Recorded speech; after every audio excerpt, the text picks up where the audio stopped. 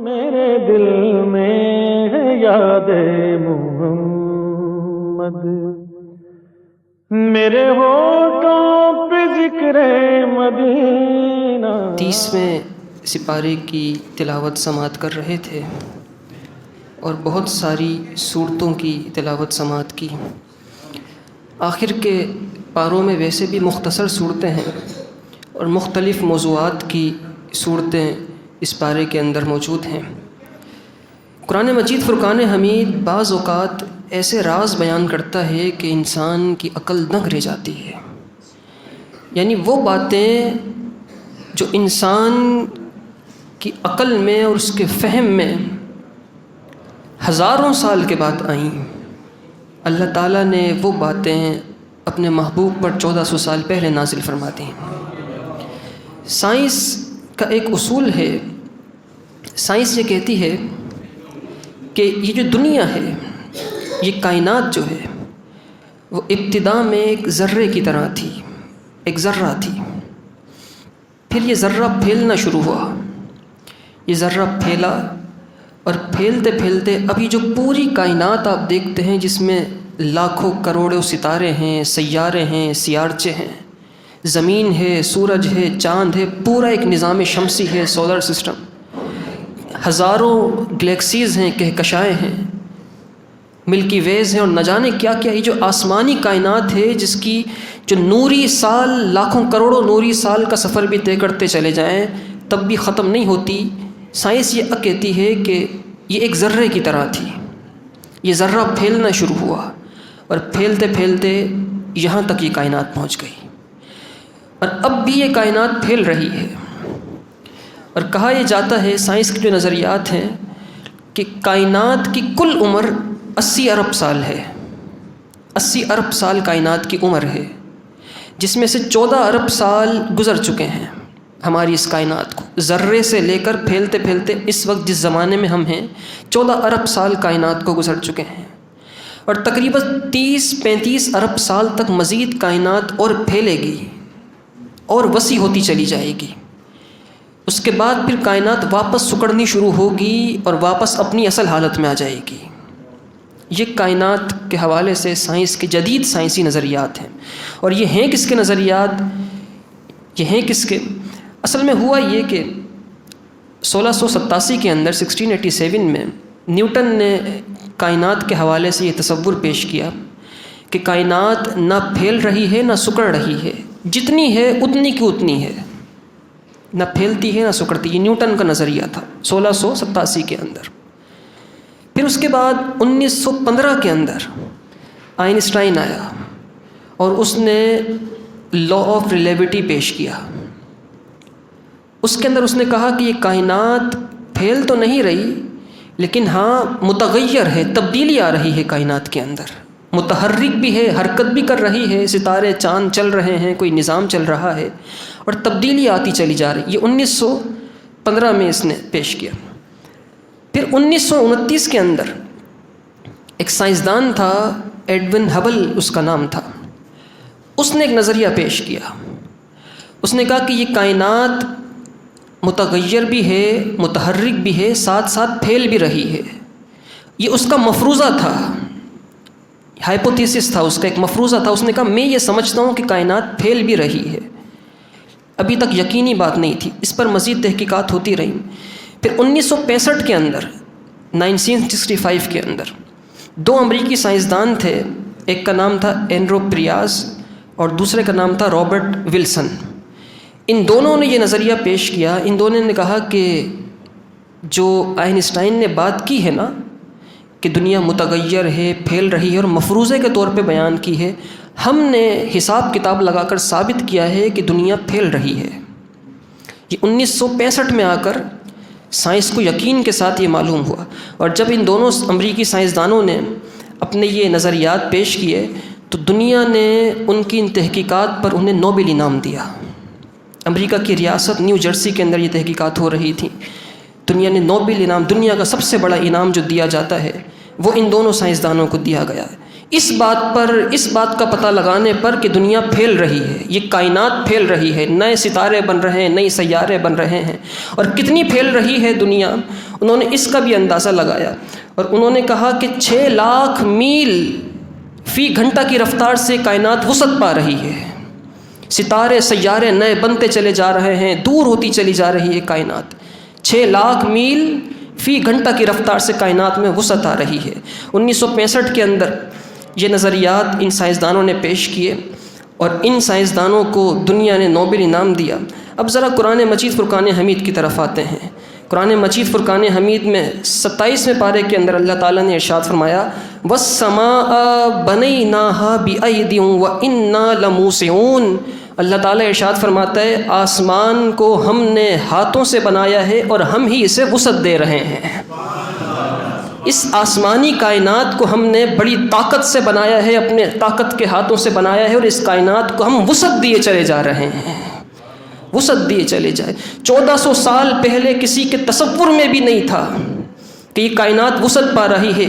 عرب کے ان صحراؤں کے اندر کیا معلوم تھا کسی کو کہ دنیا وسعت پا رہی ہے، گلیکسیز بن رہی ہیں، ستارے بن رہے ہیں، سیارچے بن رہے ہیں، کس کو پتا تھا؟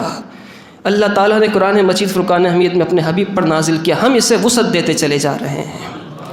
اور پھر یہ جو بات کی کہ یہ سائنسدانوں نے جو یہ بات کی نا کہ دنیا پھیل رہی ہے، پھیلتی چلی جا رہی ہے، ابتدا میں ایک ذرے کی طرح تھی اور اس کے بعد پھر یہ پھیلتی چلی گئی، یہ چاند ستارے سورج یہ ساتھ ملے ہوئے تھے۔ ہم نے پوچھا اے اللہ کہ کیا تو نے اس کو بھی اپنی کتاب کے اندر بیان کیا ہے؟ کیا تو نے اس چیز کا ذکر بھی اپنی کتاب میں کیا ہے کہ کائنات ذرے کی طرح تھی اور پھر اس کے بعد تو نے اس کو پھیلایا اور پھیل کر یہاں تک پہنچ گئی؟ تو رب نے فرمایا ہاں میری کتاب میں سب کچھ موجود ہے۔ اللہ تعالیٰ نے فرمایا اولم یر الذین کفروا ان السماوات والارض کانتا رتقا ففتقناہما، کیا کافروں نے یہ نہیں دیکھا کہ زمین اور آسمان بند تھے، ہم نے انہیں کھول دیا ہے۔ یہ سارے بند تھے، یہ ایک ساتھ تھے، ایک اکائی تھے۔ سائنسدان 1965 میں آ کر اس نتیجے پر پہنچ رہے ہیں کائنات ایک ذرے کی طرح تھی، پھیل کے ایکسپینڈ ہوتی گئی، بڑی ہوتی گئی اور یہاں تک پہنچی۔ اور قرآن مجید فرقان حمید اتنے سال پہلے یہ سارے حقائق بیان فرما رہا ہے۔ بات یہ ہے کہ ہم قرآن سمجھنے کے قریب نہیں آتے۔ قرآن کے اندر اللہ تعالیٰ نے ایسے ایسے حقائق بیان کیے ہیں، اور پھر اس کے بعد یہ جو ہم نے آپ کو بیان کیا کہ کائنات تقریباً 6 لاکھ میل فی گھنٹہ کی رفتار سے پھیل رہی ہے، بڑی ہوتی جا رہی ہے۔ اور پھر سائنس کا نظریہ یہ بھی تھا 1965 میں، یہ بھی ثابت ہوا کہ یہ کائنات پھیل کر بہت وسیع ہو جائے گی، 30-35 سال تک مزید، 30-35 ارب سال تک مزید پھیلے گی، پھر واپس سکڑنا شروع ہوگی۔ یہ کیلکولیشنز تھیں میتھمیٹیکلی جو انہوں نے حساب کتاب لگائے، اور پھر واپس کائنات سکڑنا شروع ہوگی اور سکڑ کے وہیں پہنچ جائے گی جہاں سے شروع ہوئی تھی۔ یعنی پھر کائنات ویسی ہی بن جائے گی جیسی کائنات اللہ تعالیٰ نے بنائی تھی، ابتدا میں چھوٹی سی تھی اور ایک ذرے کی طرح تھی۔ اب ذرا قرآن مجید فرقان حمید سے پوچھتے ہیں کہ کیا قرآن تو نے اس چیز کو بھی بیان کیا ہے کہ کائنات ایک ذرے کی طرح تھی، بڑی ہوتی چلی گئی اور پھر واپس اپنی اسی اصل حالت کے اندر آ جائے گی؟ کیا تو نے اس چیز کو بھی بیان کیا ہے؟ تو قرآن مجید فرقان حمید کہتا ہے ہاں اس چیز کو بھی بیان کیا ہے۔ اللہ تعالیٰ ارشاد فرماتا ہے، فرمایا وَالسَّمَاءِ ذَاتِ الرَّجْعِ، سورہ طارق 30واں پارہ، آج اس کی تلاوت سماعت کی۔ اللہ تعالیٰ فرماتا ہے وَالسَّمَاءِ ذَاتِ الرَّجْعِ، آسمانی کائنات کی قسم جس کو اللہ نے پھیلایا ہے وہ واپس اسی کو لوٹا دے گا، جیسا پھیلایا تھا واپس ویسا ہی لوٹا دے گا۔ رجع رجوع سے بنا ہے، لوٹنے سے بنا ہے، جیسا بنایا گیا تھا واپس اسی صورت میں اللہ تعالیٰ اسے لوٹا دے گا۔ جو ابھی 30-35 40 50 سال پہلے تحقیقات ہوئی ہیں، قرآن مجید فرقان حمید نے مختصر آیات کے اندر وہ سارے فلسفے بیان کر دیے ہیں۔ ہم قرآن سمجھنے کے قریب نہیں آتے۔ پھر یہیں پر ہی بات ختم نہیں ہوئی، سائنسدانوں نے یہ نظریے پیش کیے کہ جب یہ کائنات سکڑنا شروع ہوگی تو یہ جتنے ستارے ہیں، ابھی تو پھیل رہی ہے نا، سب دور دور ہوتے چلے جا رہے ہیں، نئی کہکشائیں بن رہی ہیں، گلیکسیز ہماری سے وجود میں آ رہی ہیں، بلیک ہول ہے اور نہ جانے کیا کیا ہوتا جا رہا ہے۔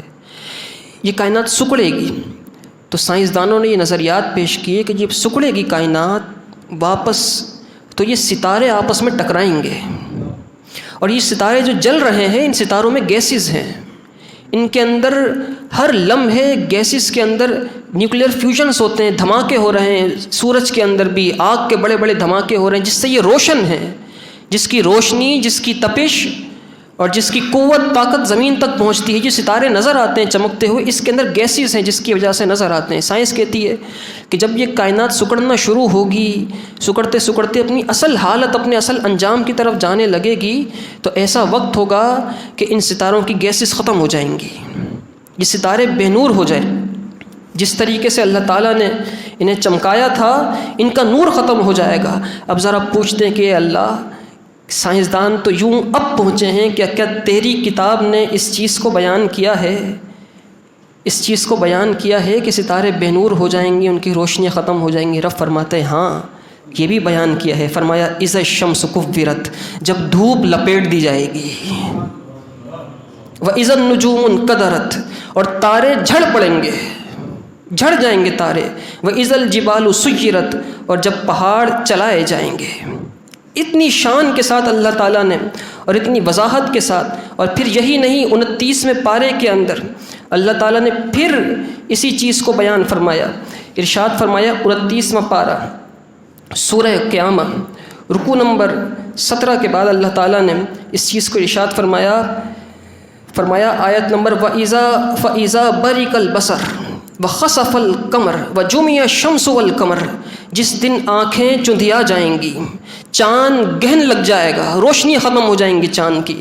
وَجُمِعَ الشَّمْسُ وَالْقَمَرُ، سائنس کہتی ہے نا کہ سارے ستارے مل جائیں گے، واپس ٹکرانے لگ جائیں گے۔ قرآن فرماتا ہے وَجُمِعَ الشَّمْسُ وَالْقَمَرُ، سورج اور چاند سب ملا دیے جائیں گے۔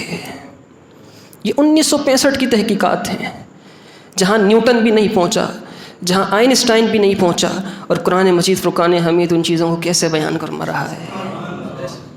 کیسے عجیب لوگ ہیں جو نبی پاک صلی اللہ علیہ وسلم کے علم پر باتیں کرتے ہیں۔ جس رب نے اپنے محبوب پر اتنی عظیم کتاب اتاری ہے، اس نے اپنے محبوب کو علم کتنا دیا ہوگا۔ یہ وہ آیات ہیں، یہ وہ مقامات ہیں جنہیں پڑھنے کے بعد کافر ایمان لے آتے ہیں۔ صرف یہی نہیں، اور وضاحت کے ساتھ اللہ تعالیٰ نے 29ویں پارے کے اندر اسی چیز کو بیان فرمایا۔ 29واں پارہ اور سورہ مرسلات کے اندر اللہ تعالیٰ نے آیت نمبر 7 کے اندر ارشاد فرمایا انما توعدون لواقع، بے شک جس بات کا تم سے وعدہ کیا جا رہا ہے وہ ضرور ہو کر رہے گی۔ وہ کیا بات ہے؟ فرمایا فَإِذَا النُّجُومُ طُمِسَتْ، جب تارے مٹا دیے جائیں گے۔ گیسز، سائنس تو اپنی زبان کہہ رہی تھی نا کہ گیسز ختم ہو جائیں گی، ان کے اندر جو دھماکے ہو رہے ہیں وہ ختم ہو جائیں گی، ان کی روشنیاں ختم ہو جائیں گی۔ قرآن اپنے الفاظ میں اور واضح فرمایا فَإِذَا النُّجُومُ طُمِسَتْ، جب تارے مٹا دیے جائیں گے۔ اور اعلیٰ حضرت امام اہل سنت نے ہمیں سمجھانے کے لیے اور آسان ترجمہ کیا، آپ نے فرمایا فَإِذَا النُّجُومُ طُمِسَتْ، جب تارے محو کر دیے جائیں گے۔ محو کا مطلب مٹانا، ختم کر دیے جائیں گے۔ وَإِذَا السَّمَاءُ فُرِجَتْ، اور جب آسمان میں رخنے پڑ جائیں گے، دراڑیں پڑ جائیں گی۔ اس قدر شان کے ساتھ اللہ تعالیٰ نے بہت ساری آیات ہیں جو اس پوری آسمانی کائنات کا تذکرہ کرتی ہیں۔ اور یہ کیوں سے قرآن مجید فرقان حمید کے اندر یہ کیوں ساری باتیں ہیں؟ پھر شروع کیجئے قرآن مجید فرقان حمید کو، جہاں سے قرآن کی ابتدا ہوتی ہے، سورہ بقرہ، جہاں قرآن ختم ہوتا ہے پھر وہیں سے ابتدا کی جاتی ہے قرآن مجید فرقان حمید کی، تاکہ یقین آ جائے لوگوں کو کیوں یہ سارے حقائق قرآن میں رب ذوالجلال نے بیان کی۔ اس لیے بیان کیے ہیں کیونکہ پہلے ہی پارے کے اندر دوسری صورت میں سورہ بقرہ میں اللہ تعالیٰ نے ارشاد فرمایا تھا الف لام میم ذالک الکتاب لا ریب فیہ۔ الف لام میم، یہ وہ بلند رتبہ کتاب ہے جس میں شک کی کوئی گنجائش نہیں ہے، اس میں سب چیزیں بیان کرتی گئی ہیں۔ کاش یہ تحقیقات جو ان ممالک کے اندر قرآن سامنے رکھ کے وہ لوگ کرتے ہیں، مسلمان کرنے لگ جائیں، مسلمان پڑھنے لگ جائیں، دین کے قریب آئیے، دین سیکھیے، سکھائیے۔ قرآن مجید فرقان حمید، وہ جو لوگ تھے اس زمانے کے جو بیک وقت سائنٹسٹ بھی ہوا کرتے تھے، بڑے ریاضی دان بھی ہوا کرتے تھے، وہ کہاں سے حاصل کرتے تھے یہ سارے علوم؟ انہوں نے قرآن کا دامن تھام رکھا تھا۔ جب تک قرآن کے ساتھ وابستہ رہے اللہ تعالیٰ ترقیاں عطا فرماتا رہا، اور جب قرآن چھوڑا اور جدت پسندی کے نام پر ہم نے یہ سمجھ لیا کہ بے حیائی اسکول اور کالجز کا جو مروجہ کلچر ہے اس میں جانے کے بعد ہم ترقی پا سکیں گے، تو پھر اس کے بعد نہ علم مل سکا، نہ روایتیں رہ سکیں، نہ ثقافتیں رہ سکیں، نہ ہماری ٹریڈیشن رہ سکی، کچھ بھی نہیں رہ سکا، سب ختم ہو گیا۔ یہ وہ لوگ تھے جنہوں نے قرآن سمجھا اور سیکھا اور رب کی بارگاہ میں پہنچ گئے۔ اب ذرا ان کا تذکرہ کر لیں آخر میں، جو اس رب کی بارگاہ میں پہنچے ہوئے تھے، جنہیں بارگاہ الہی کا قرب ملا ہوا تھا۔ حضرت امام احمد بن حنبل رضی اللہ تعالیٰ عنہ روزانہ رات کو حضرت بشر حافی کے پاس جایا کرتے تھے اور گھنٹوں حضرت بشر حافی کے پاس بیٹھے رہتے تھے۔ عشاء کے بعد چلے جاتے اور تہجد تک ان کے پاس رہتے۔ خود امام احمد بن حنبل مجتہد ہیں، اتنے بڑے عالم کہ آپ کے زمانے میں آپ کے پائے کا کوئی نہیں تھا، اور حضرت بشر حافی ایک صوفی بزرگ تھے، صوفی بزرگ تھے، وہ جن کا واقعہ ہم نے بیان کیا کہ انہوں نے صرف کاغذ چوم کے بلند رکھا تھا، رب نے فرمایا تو نے میرا نام بلند کیا ہے، میں تیرا نام بلند کر دوں گا۔ حضرت بشر حافی کے پاس جایا کرتے تھے۔ تو ایک دن حضرت امام احمد بن حنبل کے پاس ان کے شاگرد آئے اور کہنے لگے، استاد محترم، آپ حضرت امام احمد بن حنبل اتنے بڑے ہیں، اتنا بڑا مقام دیا ہے، آپ بشر حافی کے پاس کیا کرنے جاتے ہیں؟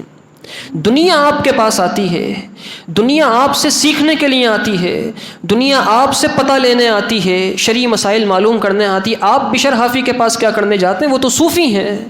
تو حضرت امام احمد بن حنبل فرمانے لگے، سنو، بات یہ ہے، سب دنیا میرے پاس اس رب کی شریعت کا پتہ لینے آتی ہے، اور میں بشر حافی کے پاس اس رب کا پتہ لینے جاتا ہوں۔ دنیا میرے پاس رب کی شریعت کے پتہ لینے آتی ہے، اس کی شریعت کے مسائل سیکھنے آتی ہے، لیکن میں بشر حافی کے پاس خود رب کا پتہ لینے جاتا ہوں۔ اللہ تعالی ہمیں ایسوں کی محبتیں عطا فرمائے۔ حضرت رابعہ بصریہ کا جب وقت وصال قریب آیا، آخری بات، تو آپ رونے لگیں، اتنی روئیں کہ روپٹے کا پلو گیلا ہو گیا۔ حضرت رابعہ بصریہ کا روپٹے کا پلو گیلا ہو گیا، تو آپ کے پاس گھر والے آئے، کہنے لگے، رابعہ کیوں رو رہی ہو؟ پوری زندگی اتنے نیک کام کیے، اتنی عبادات کی، اتنی ریاضتیں کیں کہ دنیا رش کرتی ہے آپ کی عبادتوں پر، آپ کیوں رو رہی ہیں؟ تو حضرت رابعہ بصریہ کہنے لگی، میں اس لیے رو رہی ہوں کہ میری جاں کنی کا عالم ہے، دم نکل جائے گا، سوچ رہی ہوں وہ جو سجدوں کی لذت تھی اب اس سے محروم ہو جاؤں گی، وہ جو نمازیں پڑھا کرتی تھی، روزے رکھا کرتی تھی، صدقات دیا کرتی تھی، وہ جو عبادتوں کی لذت تھی اس سے محروم ہو جاؤں گی۔ یہ سوچ رہی تھیں، یہ کہہ رہی تھیں کہ اچانک سے مسکرانے لگیں۔ تو گھر والوں نے پوچھا، اے رابعہ اب کیا یاد آ گیا، کیوں مسکرانے لگی؟ کہنے لگی، میں سوچ یہ رہی ہوں کہ جس کے لیے سب کر رہی تھی، جو اسباب تھے ان سے تو رخصت ہو جاؤں گی، لیکن جس کے لیے کر رہی تھی اسی کے پاس پہنچ جاؤں گی، جس کے لیے کر رہی تھی اسی کے پاس چلی جاؤں گی۔ اللہ تعالی ہمیں ایسوں کی محبت عطا فرمائے، ظاہر و باطن کو پاکیزہ فرمائے۔ وآخر الدعوانا الحمد للہ رب العالمین۔